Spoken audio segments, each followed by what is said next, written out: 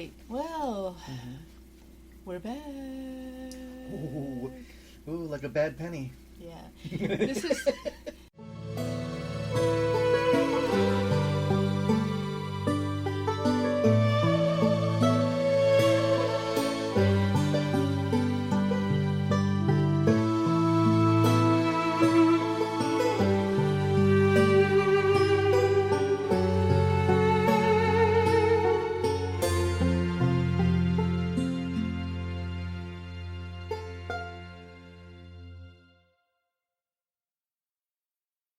This is going to be a nice, easy, small episode, mainly because we're dealing with something I just stumbled upon today, and I think it would be fun to talk about.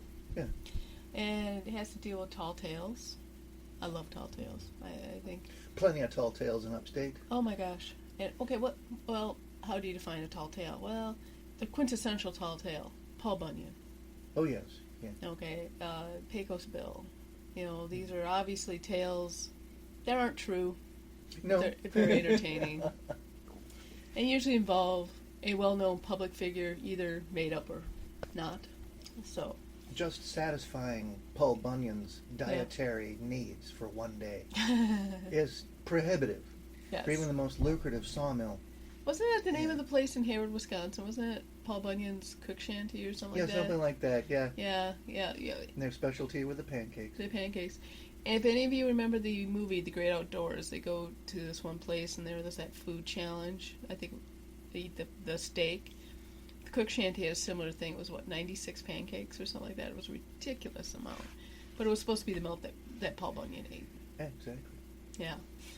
So, but we're going to... And then there was his ox. Oh, my. Oh, babe. Yikes. Yeah. But you know what's interesting is Paul Bunyan actually started in Maine. Mm-hmm. And he was supposedly walked over. Right, that's right. Paul Bunyan, the tall tale of Paul Bunyan is not necessarily indelible to the Midwest. Yeah, He's started been Maine. all over. Wherever there's timber, there's Paul Bunyan. I used to have I think I still do, in fact. Oh, it's on my Chromebook. There's a painting. It was done by this artist. I wish I could think of his name because the story behind what happened to him during McCarthyism was just sad. But during the Works program, he was commissioned to do these murals. And one of the murals he did was the folklore of the United States. And it's a map of the United States and all the characters from folklore on it. All right. And it's a great painting. Problem is you don't find many of his stuff, his murals especially, no more.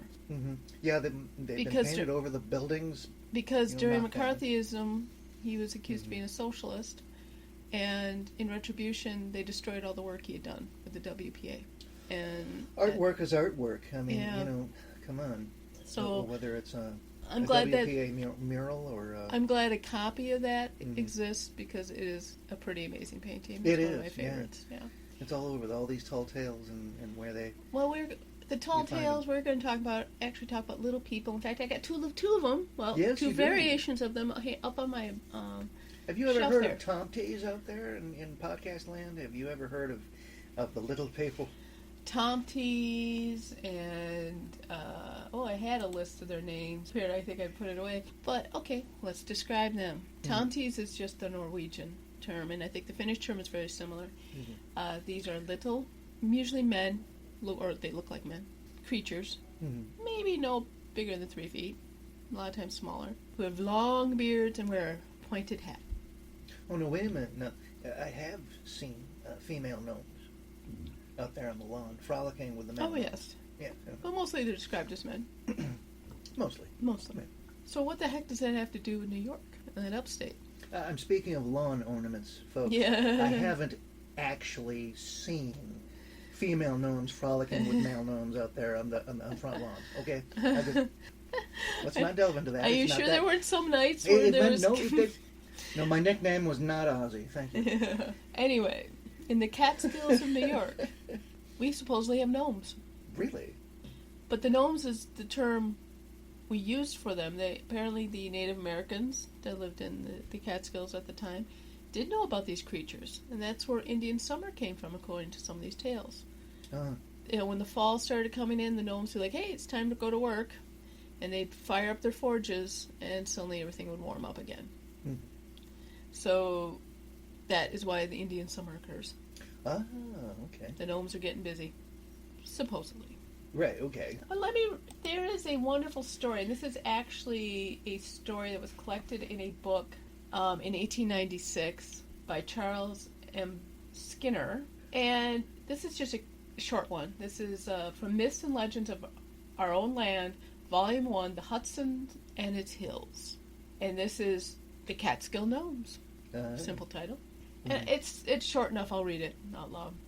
Behind the new Grand Hotel in the Catskills is an amphitheater of a mountain that is held in place of which the Mohicans spoke when they told of a people who worked in metal and had bushy beards and eyes like pigs. From the smoke of their forges in autumn came the haze of Indian summer, and when the moon was full, it was their custom to assemble on the edge of the precipice above the hollow and dance and caper until the night was nigh worn away. They brewed a liquor that had an effect of shortening the bodies and swelling the heads of all who drank it, and when Hudson and his crew visited the mountains, these pygmies held a carouse in his honor, invited him to drink the liquor, and the crew went away, shrunken and disoriented by the magic. And thus it was that Rip Van Winkle found them on the eve of his famous sleep. Pretty busy guys. Yeah, and well, goodness sakes, if we're to take the report about this liquor at face value, it certainly goes a long way to explaining how Rip Van Winkle fell asleep to begin with. Was he imbibing with the gnomes? I think so. I'm not too familiar with Rip Van Winkle's story. I mean, okay, I'm familiar with it. Right. Well, I know that he familiar fell with asleep. who Rip Van Winkle is. But I do know about the ninepin. There's a thing about playing bowling in there and stuff, yeah. Yeah. Yeah, he probably did run into him and drank some of the stuff and had a little issue. Yeah. What do you suppose? What do you reckon went into this concoction anyway? Mushrooms? It swelled their heads. What disoriented? Disoriented their sight. Turned them into bobbleheads. So that the only reliable frame of reference is the person standing next to you while you're drinking it, and everyone looks like they got a bobblehead. Hey, you look like you've got a bobblehead. Well, you too. Yeah, you look like you got a bobblehead too, and your body's shrinking. Oh my goodness sakes! Wonderful stuff. Well, yeah. It's like our neighbor's dog. Yes. Yeah, we call our neighbor's dog Bobblehead. Bobblehead, yeah. Because when they first brought the doggy home, his head was so much bigger than his body. We literally thought he faceplanted every day. His body has finally grown into his head. But for the longest time we called him Bobblehead. But for the longest time he was Bobblehead. Yeah. He's a cute puppy. He really is. Not like you like. Well, he's a cute dog. I can't even spot the mix he is. I think it's something like pit bull and some kind of hound. Yeah. A short hound, some kind. Probably Beagle or Basset. Basset. By the way he sounds, I'd say Basset. Basset. Probably. He's definitely got a hound howl. Definitely. That's not a pit bull. That's a hound. Okay. Which makes him probably a good hunting dog. Yeah. So we have another one here. The story is from, I found this on the website American Folklore, and it's retold by S.E. Schlesinger. And we're going to get into a bigger description of the gnomes. I'm not going to read it totally because it is a long one. It is Henry Hudson and the Catskill Gnomes. Oh. Henry Hudson, there's a big name from history. Hudson. The name of the Hudson River. You know? He kept trying to find a Northwest Passage. I would have thought, yes. Oh, please, save all this for our listeners' research enjoyment. We're not giving you the answers to the quizzes. But that's basic. Well, they mention it right in the story. That's what he was doing. Okay. So. You ought to know who Henry Hudson is. This happened on September 3rd, 1609. 1609. That's very precise for a tale, I'll tell you. Henry Hudson and his crew were sailing up the river, which would later be called the Hudson River. Yeah. And they were trading with the natives and everything, and they finally reached an area near Albany. Okay.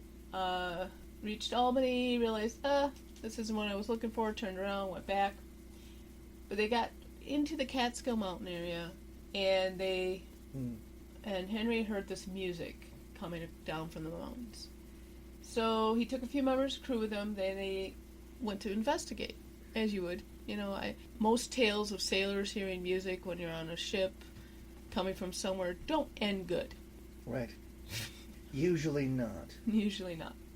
They usually end up in a watery grave, or well, but we're talking about music being played next to water, so I'm thinking bloodthirsty nymphs. But the sound's coming down from the mountain, so they go investigate, and they find up on this precipice, right, these pygmies with long bushy beards and pig eyes, carousing, quaffing ale, dancing.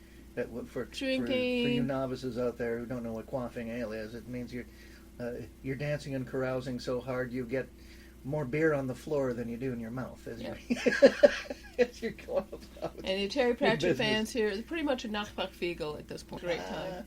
Anyway. Nachtmachtfeigel. Look it up, folks. So, Hudson, being the smart guy he is, realizes, these were the little creatures that the Native Americans were talking about. Well, they weren't called Native Americans back then. We weren't Americans, United States of America. Okay, never mind.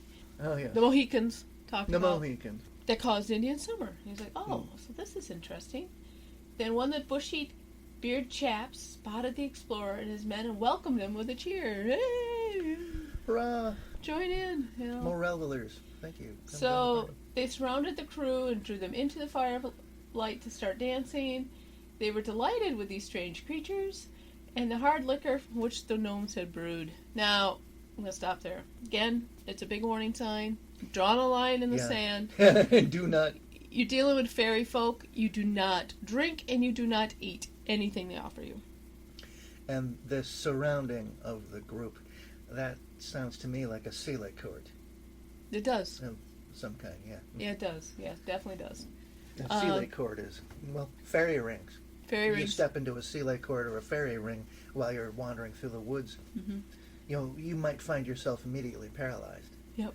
Before your encounter. Oh my God, I got to read Lords and Ladies again by Terry Pratchett because this thing, I've had so many discussions, not just right now on the podcast. Mm-hmm. I'm sorry, this is a bit of an aside. Sorry. That's fine. We oftentimes go on asides in this program. But other things I've read or listened to or had discussions with online have also made me think I need to reread that book because it is about an elven incursion. Oh, yes. And I use that is the correct term in Lank here on Discworld. But what you just described does happen where they they're dancing in a ring and they are enticing people to come and join them. Oh yeah, lure people in with drink and good times. Yeah. Yeah, they know what they're doing. Those elves ain't stupid. Yeah, and thankfully they have the Morris dancers who decide to Morris dancers, complete with shillelaghs. Broom and bucket dance is the dance they do, and it's basically 1, 2, 3, strike! One. So those of you who don't understand the scene I just was trying to explain, basically the Morris dancers, and I'm not going to explain Morris dancing, I don't understand it. If you see it, you'll know what I'm talking about. But basically these guys are dancing with the bells on, and they decide to use the brooms and the buckets that they have for the dance with them as weapons. Yep. They're still dancing with the fairies, but they decide to defend themselves, basically. Okay. Back to the Harry Hudson. And very sensitive to iron. Extremely sensitive to iron. Let's Glad go back he kept that. Let's go back to Harry Hudson. Yes. Let's circle back up to Harry Hudson. So they're drinking, and they're dancing. They're having a great old time. And they started playing 9 pins. Oh my God, they're bowling too. Oh wow. That's new. Never heard the elves ever doing 9 pins. I've noticed one thing that when the encounter with the elves takes a turn, is when either the queen or the king shows up, and that's when things go sideways. That's when you get tied to the stakes. Because Henry's been there talking with the chief, but he's been sipping. Okay. He hasn't been imbibing. He's been smart. He's an explorer. He's out there in the wild, in the bush. He's on the clock. He's been nursing his drink. Right? Exactly. And then he realized it was getting pretty late, and they should go back to the boat because the other guy's probably worried about him, right? Mm-hmm. And he couldn't find his men. Whoa. And then, to his astonishment, he realized that his men had changed. Their heads had grown larger, and their eyes were small and pig-like, and their bodies were shortened. Of course, Hudson was like, "What the hell?" And he asked the chief for an explanation, and the chief explained it was the effect of the liquor. Okay? Okay. It would wear off when the liquor did, and Hudson wasn't sure he believed the little man. So... Because after all, you're talking to a gnome, right? So he hurriedly took the leave of the Gnomes and hustled his drunk crew members down the mountain, and they slept late into the day. And when they awakened, they had aside from headaches, were perfectly normal. Okay. Have a hangover so fierce it feels like your head's full of ants. Yeah. Yeah. Been there. Okay. In 1610, the story doesn't. Actually, the story is going to continue. In 1610, Hudson went up another journey, and he got trapped in the ice, and his crew mutinied, and set Harry Hudson ate his crewmen adrift in Hudson Bay. Yep. Where they were never seen again. Oh. No, Okay. I think that's factual. I think that one part's factual. But on September 1629, that's 20 years after they had the little party with the Gnomes, Hudson and his crew met. A bright fire appeared on the precipice above the hollow. Music started to you could hear music again, and the Gnomes were dancing and carousing and drinking their liquor. And at midnight, Harry Hudson and the 8 men of his crew that disappeared joined them. So, and they bowled all night long. Bowled? And every time they rolled the ball, thunder would shake the mountains, and the fire would flare up in bolts like lightning. The party lasted until daybreak. Oh yeah, So there now, was definitely some fungus in that drink. So now, every 20 years, the party continues. Every 20 years? Yes. Okay, when was it last time? What was the last year that this was witnessed, this phenomenon? It would have to have been 2009 if people had seen it. Ooh. But there was an actual hotel at that point in this area, Mm. so I don't know. Maybe they wanted to keep it in mum if something like that did happen, because you don't want to suddenly lose a bunch of your paying customers. Yeah, exactly. Every 10 years, your paying customers come up to the lodge to a seder. Small, hairy people wearing hats. There has been another sighting of these gnomes. The problem is I have no date or time, but I do have a location. So we are not sure when this occurred, but this is from article Mysterious Universe website from August 16th, 2019, The Weird Encounters with the Gnomes, Both Good and Bad. And amongst all the stories, in Ron Quinn's book, Mysterious Disappearances and Other Strange Tales, there is a report of a witness called George, and I'm using air quotes, who was hiking in the Catskill Mountains in New York when he had his brush with the weird. He claimed that around noon he'd stopped to have something to eat, sitting down under some trees to do so. As he sat enjoying the peace and quiet, he heard what sounded like voices, and shortly after that appeared 4 little men, 18 inches tall, wearing gray ragged clothing, pointed wide-brimmed hats. 3 of the little men had full beards, one of them was clean-shaven. They were chattering away in some unknown language, and for a moment the gnomes did not seem to be aware that they were being watched, but when they looked in his direction, and as they did, he says that he was paralyzed with a terror, a sensation like he was frozen, stuck in time. He remained in a state of fear until the little men passed, after which he returned to normal and was able to move again. I don't know, I don't think these are the same gnomes. I don't think these are the same gnomes, because you think they would be like, dude, hey, you got anything to drink? We got something for you. Mm-hmm. They didn't even offer me anything to drink. They just kept going. Yeah. But they were in ragged gray they almost sound like kobolds. Yeah, they do. To me. Yeah. Oh, yeah. I love folklore in Europe, too, and there is a difference between kobolds and knockers and things like that. Well, I tell you, before you go stepping out into the woods, you really got to know your gnomes, folks, and it pays to do your lore, and to have iron on you. Yes, and, yes, you need iron. Yes. You know, like that staff that I put together for you for Mother's Day last year. It's real copper. My walking and iron. stick, yeah, I love that thing. The little iron nails in there should ward off that sort of thing really well. Yeah, and it also works good in case they ever get attacked by a wild animal, and it's got a heft to it, and I could shillelagh the thing. It does. But and that foot I put on the bottom, that's a nice finish. Yes, it is. It's a very wonderful walking stick. Thank you very much. So we have these gnomes in New York. Do you know we also have a giant gnome in New York? Oh, a giant gnome? Now, wait a minute now. There is a giant gnome, too. Okay, that segues wonderfully with what I want to discuss. Now, some gnomes, there are different bases for gnomes. like the ones we're discussing. Right. But then there are the clay gnome. Mm-hmm. And I'm just wondering, what of the golem of Budapest? Would that be a form of clay gnome? I would say a golem is golem. Golem is its own family. Yeah, you could say it's its own thing, but they were creatures of clay brought to life by the words, the holy words. So Right, I think they're more exactly. like elementals. Oh, okay. So it is more of an elemental, Yeah. not a gnome, because a gnome would be a gnome made of clay would be a naturally occurring Right. kind of gnome, and not magically created, Yes. or thalmically created. There is down in, oh boy, I'm going to really mispronounce this. Kerhonson? Kerhonson. Noam Chomsky. Funny. Norm. Oh my god, it brings it. Noam Chomsky. Noam Chomsky. Oh, somebody actually made him a gnome. That's cute.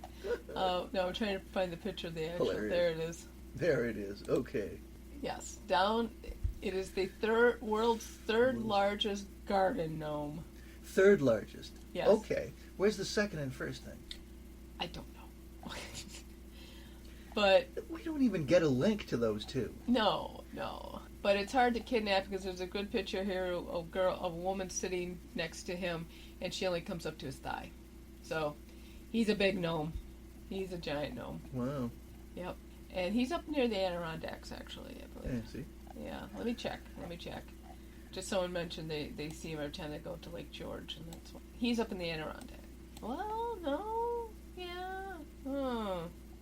No, he's in the Catskills. There you go, Matt. Yeah. Another gnome in the Catskills. Yet another. Yeah. Well, God, wait a minute. No, the Catskills are more down here, aren't they? Yeah, he's in the Catskills. Okay, so yep, see? Look, he's in the Catskills. All right. Yet another gnome of the Catskills. But this one you can drive by and see.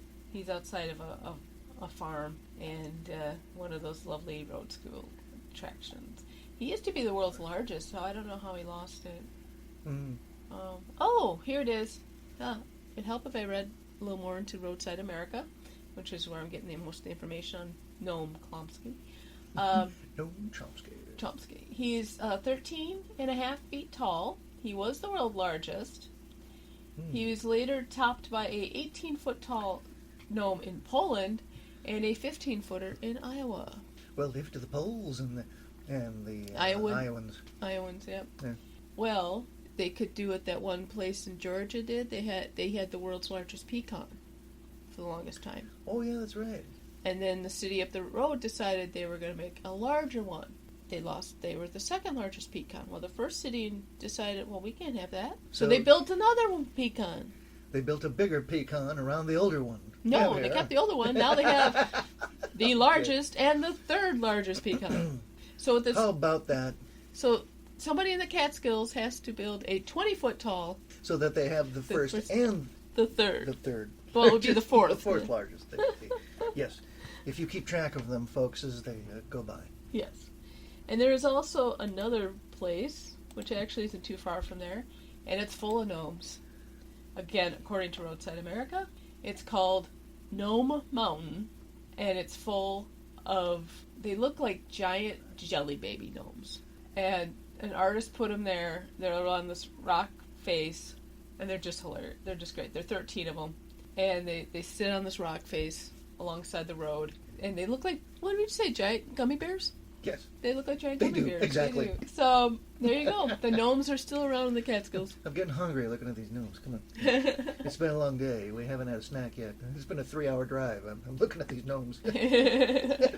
Yeah, they're in High Falls, New York, if anybody wants to go see them. So, and that's only 7 miles away from the largest gnome. So there you go. There you are. Everyone. There's the gnomes of, now what's the most benign of the fairy folk. Yeah, are you sure? That's why I got 2 tomties up there, and I want more. You know, well, they're kind of cute too. Yeah. I like the stuffed ones over the ceramic. And, okay, if anybody's wondering why I call my stuffed gnomes tomties, is because when they that's what tomties look like in the ones I have.